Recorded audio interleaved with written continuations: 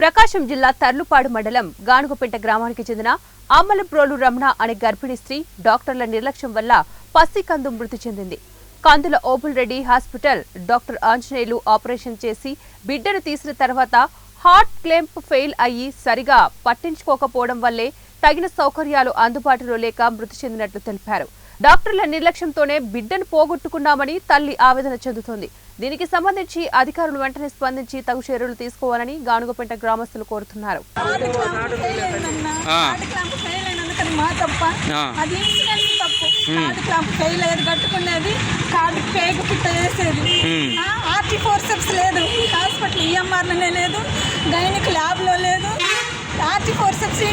Management తప్పు. Manager తేవాలి, manager sir చూసుకోవాలి, ఇవ్వాలి.